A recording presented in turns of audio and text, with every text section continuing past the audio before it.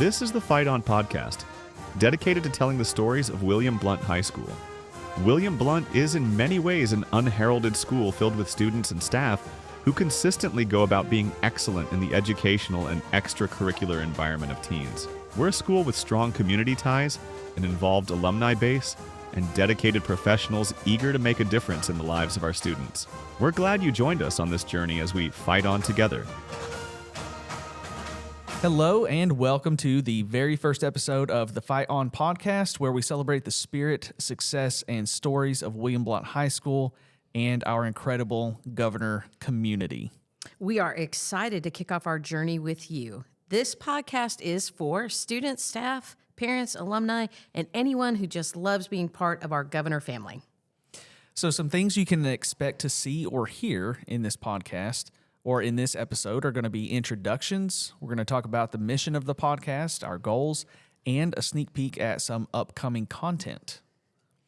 So to start off, I'm going to tell you a little bit about myself and my background. My name is Derrick Crabtree, the head principal at William Blount High School.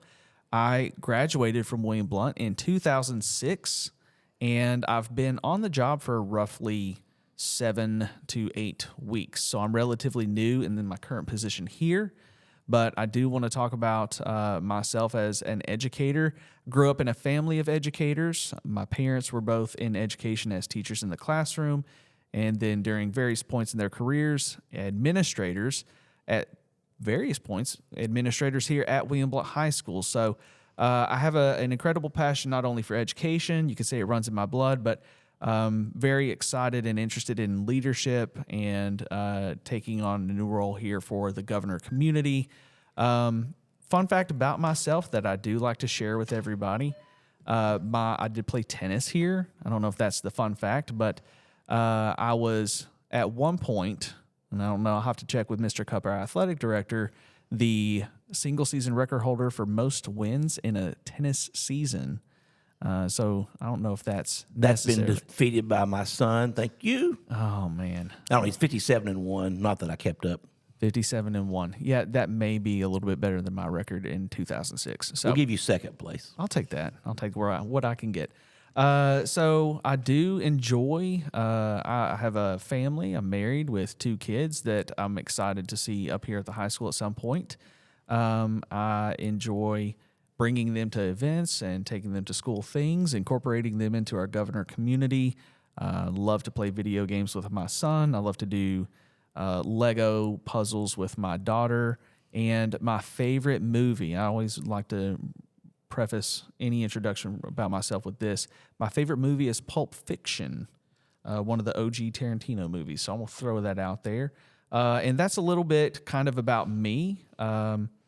Michelle, you want to share a little bit about yourself? Sure. I have been at William Blount since 2002, so I'm not a William Blount graduate. I am a Blount County Schools graduate. So that narrows it down. Perhaps, as long as we don't mention age. But I have been here since 2002, so quite a number of years in education. This is my 3rd year as an assistant principal at William Blount. Fun fact about me, I've done a lot of different things while I've been here at William Blount. A highlight that I'll probably remember forever was participating in an inflatable race, and I was the T-Rex. And unsurprisingly, I did come in dead last. An inflatable race. So you were a T-Rex. Were you racing against other dinosaurs? I was racing against a crying baby, a sumo wrestler. Those are the ones I remember, but they were so far ahead of me, I can't even remember exactly who they all were. There is a video of me just very slowly walking that one of the students posted on. Is like, how sad is that? So I'm really glad that nobody knew that was me. Guess secret's out now. I do remember that. It was very embarrassing. It was pretty rough. It was pretty rough. So if you haven't gathered by now, we are also, for our introductory episode, we have a special guest, Mr. Scott Cupp, our athletic director. Scott, you want to tell the people about yourself a little bit? Yes, I'm really not sure why I'm here, but I just did a little quick math. 56.6% of my life I have been at this school. which is impressive and somewhat interesting, I guess, as well. Because, see, 30 years out of 53. I graduated here in 1989, and then I came back in 1999, and I've been here ever since. So I've spent a lot of time going under the bridge and been on William Blount Drive over the course of my life. And this is my 14th year as an assistant principal and my 7th or 8th an athletic director. I can't remember exactly. I think it's probably my 7th. And then I taught before that mathematics for 17 years. Some statistics and a lot of algebra too was what I did before I did the assistant principal gig, and I can't hardly even remember teaching. It seems like forever ago. If I had to check attendance or put a grade in, I'm not sure I could, but I know how to suspend a student. You've gotten pretty good at that. Yeah, I was real good for a while. I'm trying to slowly but surely get worse at that and focused on athletics, which, if all things go as planned, this will be my final year as an assistant principal here at William Blount, as I've went into the retirement zone, hopefully come back as a 100-day contract athletic director next year. So you guys will be doing all this good stuff without me, which you probably already somewhat are. Well, I'm sure. And if I'm not mistaken, 56%, that's over half, correct? It is. Over half of your young life you've been here at the high school. I figured I've been in school my whole life, since I was 51 out of 56 years. And people say, well, what are you going to do when you retire? I said, well, I'm going to go back to school and be the athletic director because I don't know what else to do. I don't have any other skills, and that one's probably in question, but I definitely don't have anything else I can do. I can't build anything. I can't construct a shelf. I can't sell a house. I just don't have any other skills. I'm not even the best husband that there is. So I guess I'll just have to come back and do athletics. Mr. Cupp, I'm going to have to disagree there. I saw some performances recently in December that Church plays don't pay a lot. Well, they don't have to pay. You didn't say pay. Skills that people would pay for. So there's a thing there. I'll say yet. That's you have a whole new chapter of your life you're opening. There's a lot of things you can't do or haven't experienced yet. And you guys will be there, and Link's already been there. It's a scary but interesting deal because you're getting out of your comfort zone a little bit, for sure. Right. Well, so one of the things I'd like to do, kind of to jump into this inaugural episode here as we're getting going, is if we've shared some fun facts about ourselves. I think it'd be interesting to talk about some of our favorite memories or some of our favorite experiences that we've had at the high school here. Michelle, you have anything to kind of go on with that? I think that my favorite memories, if they're not related to things that I did in my classroom and connections that you make with kids, and I taught science, so there's a lot of fun things there, are things that involve the whole school, whether it's been homecoming activities and things that we've done, or way back, let me throw it way back, when we used to do the school-wide talent show. And just to see that all the different outlets that our kids and our faculty members have outside of how we normally see them. It's always nice to see kids in a light different than what you have in a classroom, or, oh, I didn't know Mr. Cupp was such a talented singer, dancer, and entertainer. Not singing, not dancing. I can somewhat entertain. Entertainer, and that's broad enough, I think, to cover the base there. But I'll say, Mr. Cupp's maybe a skill. I don't know if you could count this as a skill. A very engaging and entertaining personality. So I'd give him credit for that. And Michelle, to kind of go off what you're talking about, I'll give a broad scope of my favorite experiences here, and then kind of zoom into a very specific one. I grew up when, from my first memories, my mother was a teacher here, and she did actually coached cheerleading for a minute. And so we were, as small children, drugged to a lot of the basketball, football games, and extracurricular events. And as a kid, I remember thinking like it was just the coolest thing in the world to see, these big cool kids getting out and like playing ball, doing cheers, doing whatever it was, and just getting to experience in my mind what high school life as a young kid getting to go out and see those things happen, it was almost like, to me, going to like a whole different planet. There was this different species of people that were doing all these cool, like, and in my mind, grown-up things. But they were cool and grown-ups because they weren't grown-ups. And so I really loved, as a young kid, getting to come here and do, I thought like none of my friends my age were getting to go to like school dances or getting to go to football games and like get to walk on the field after the game or whatever. So I thought that was really neat. And so as a young kid growing up, there was always this mystique to like William Blount extracurriculars, and getting to see, now in this position that I'm in, kids participate not just in athletics, but whether it's, concert band, choir, or other things, getting to see kids, one, perform and engage in things that they're good at and they've put a lot of time and effort and work into doing, but also getting to see the community sort of rally around that, I thought was really cool. My specific experience that is my favorite William Blount memory. I was in 5th grade. Daniel Gomez, my classmate, and I were at the football game against Maryville High School. John Young, I think it was 1998, might have been 99. 99. John Young was the quarterback, and we beat Maryville High School for the final time so far in football in a triple overtime. And I remember it went into triple overtime. Maryville kicked an extra point for their possession. It was our possession. We scored a touchdown. We went for 2 for the win. John Young threw a pass to Brent Owens in the corner of the end zone, and we won. And I guess another fun fact about me, my friend Daniel Gomez and I, who were in 5th grade at the time, were the first people, not players or coaches, to run out on the field in celebration. So that was one of my favorite experiences too. And I remember just a couple of games after that, or it might have been the next game, we were selling shirts in conjunction with Heritage High School that had like the Blount County Championship on the front, as a Battle of the Bell. And then on the back, it said, no matter what the outcome, we both beat Maryville. And I remember getting one of those shirts as a little kid. I've still got it in my closet. That was one of the coolest experiences I have at William Blount. What about you, Cupp? Well, a tidbit to go on what you just said, that was my first year here. I was in the parking lot with my oldest son, who was a little over 1 year old, and we had made our way to the car, and I was kind of watching from the parking lot. But what you didn't say is that going for 2 was not a play call that everyone knew about. It was called by the head coach, the holder, John Young, and the receiver, whoever, I forget who caught that ball. But the kicker didn't know it. No one else knew it was going to be a fake.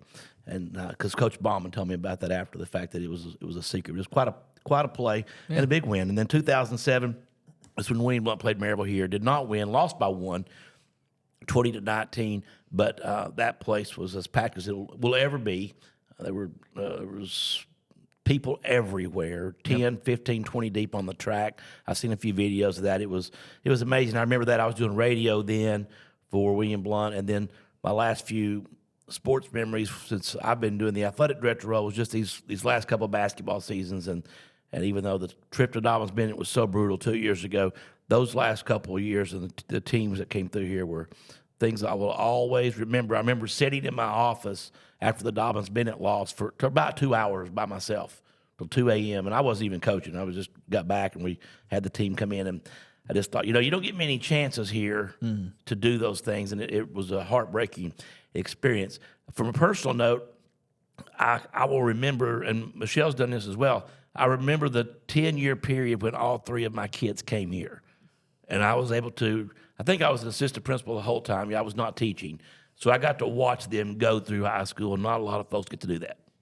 That's pretty cool. Now, where I came from was an elementary school where my 2 kids both are students, and it's special, and it means a little something more, I think, extra when you've got that added investment, like your kids are going through and you're making decisions, and you're a part of a community that you're not just an employee or a worker in, like your family's invested in it too. And I think that's really cool. So I haven't had that experience at the high school level yet. But what wasn't cool was when I had to put Chandler in school. that was those days that you laugh at them now, but then they weren't funny, right? At all. And he did a few things that got us in trouble. Stole cookies from Deanna Norris in the math workroom. So yes, so it's very rewarding. But you can imagine there's times when even the nicest of kids want to be fools. Yeah. So then you're looked at pretty unfavorably by some folks. Yeah. Well, I'll share a very brief story about being an administrator of a kid at school. My son's first year in kindergarten, and this is when we were just coming back from COVID. We had, been anxious about taking them like to public parks, and that's back when like nobody knew what was going on. And I was like, well, I work at a school now with a playground, so I'll let my kids come in over the summer, and we'll let them play on the play sets, and it'll be clean and safe and whatever. But what I didn't want to do was open the building up and disarm the code and fool with all that. So whenever my son had to use the restroom, we picked a spot on the fence in the back playground and said, let's just take care of it there. Well, he's 5, and his first week as a kindergartner, I'm out there talking to the kindergarten teachers, and what happens is a student comes up and says, Miss So-and-so, William's out there peeing on the playground. And the teacher says, who's William? They're like, the boy in the blue shirt. And I look over, and it's my son, Liam, pulling his britches back up. And so that's one of those, like, kid's 5, and what I was told by the kindergarten teachers happens more often than you would think. So there is that added anxiety also of having your kids at your own school. I get that for sure. So to segue, it's a perfect little segue into the rest of this episode. Some things that you can expect on this podcast. So why listen to this podcast? What's the purpose of it? It's all about spotlighting all of the incredible things that are happening here at William Blount High School, whether it's academic achievements, athletics, the arts, any kind of community partnerships. Just in my short tenure here as the principal, I've been satisfied and encouraged to see so many great things happening. And so one of the goals that we want to talk about on this podcast is just shine a light on all the good things that are going on, share our story, and just kind of bring that to a broader community and get the message out there. So, Michelle? I think that one of a strength that I share with Mr. Cupp is the ability to tell a story. And William Blount has thousands of stories to tell. And so that's part of what we want to do with this podcast as well, is to share all those stories that you may not know about that those of us inside the school know. So we want to give our faculty and our students an opportunity to shine and to strengthen the connection we have between William Blount and our greater community. Yeah, and I think, again, just giving a voice and giving an opportunity to share what we're doing and make this more of like a community story, because some of the things that we do is Ms. Harris and Mr. Cupp and I have the opportunity and the benefit to talk to each other every day and talk about all the great things that are happening, and we get to have those conversations. And so looking for an outlet or a way to share that with our broader community and also get the community involved. I'm really looking forward to doing that. So some things that you can expect for this podcast is interviews with standout students, some outstanding teachers, and eventually looking to get some alumni like myself incorporated into the podcast, whether it be through interviews or something like that. But also looking into giving insights into William Blount programs and events and any future initiatives that we might be looking into. But also having a little bit of fun, making it conversational and looking at fun segments like trivia maybe, or even some shout outs or some listener submitted questions or ideas. And on that note, some future topics that we may be discussing on upcoming episodes would be possibly a feature on maybe some standout athletes and their journey to success, some behind-the-scenes episodes for some upcoming productions, whether they be theater or choir or anything like that, and interviews with some really, really interesting people and some entertaining and engaging people like Mr. Cupp himself. You talk about trying to spotlight the school, and it gets hard over time because you do it so often where you're trying to promote where you are. And and for myself being here for a long, long time, we do see a lot of things we just take for granted. But I think one of the most challenging things that William Blount and Heritage have in common, and now Eagleton, is that you are in a county with Maryville and Alcoa. And so you're constantly compared to those city schools about everything, whereas if you go to a lot of counties, they don't deal with that. So to me, that's been the hardest thing, to continually trying to tell folks, hey, William Blount's a great place. There's a lot of great things going on here. Because, and whether it's true or not, in our minds, a lot of times we're always, you're thinking that people are comparing you to those schools. But it's a challenge because of that, and I've been able to see it firsthand. Basically, as I've said, I've been here more than half my life. So it's hard when you are constantly trying to do what we're doing, because there's a lot of great things that go on here, and a lot of folks that in the community might think, it's William Blount, it's a county school. We'll go to Maryville Rockall. No.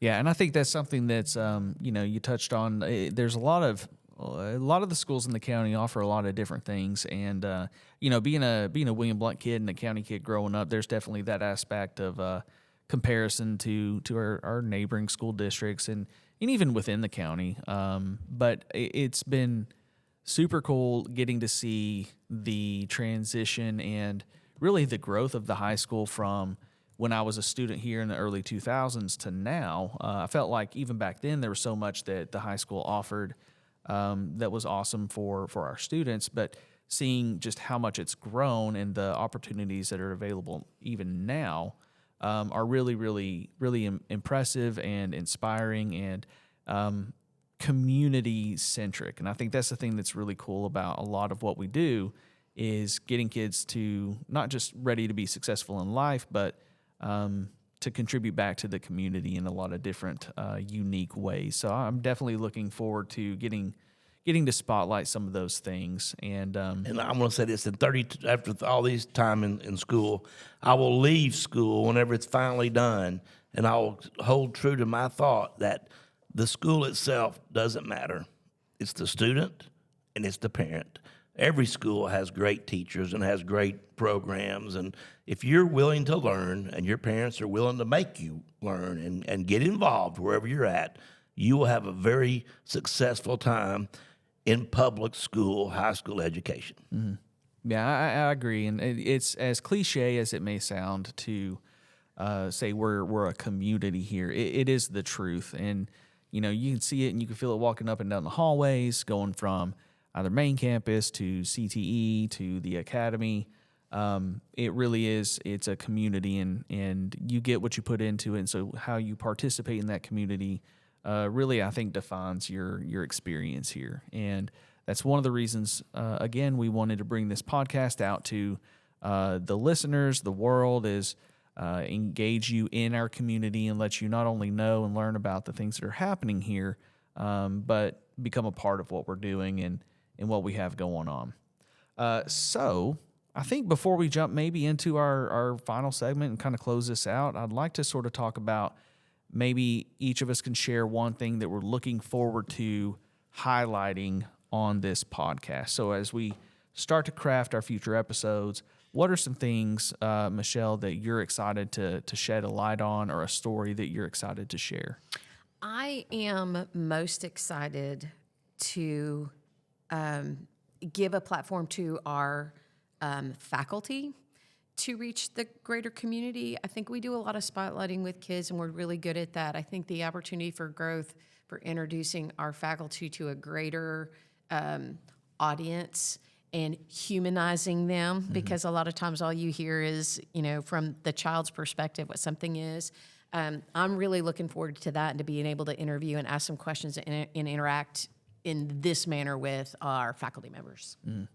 Yeah, and I think that's a really great and an interesting point too, is humanizing the faculty, because if anybody's been paying attention to public education in the last few years, it has in certain aspects gotten to a point of not understanding, and if you're family or a parent or whatever, you may not understand or completely be on board with some of the things that are moving forward in public education. But when you start to bring the human element into it and say, all of these teachers really do care about kids, all of these teachers are invested, again, in our community, then it kind of breaks down those barriers that might or might not be there.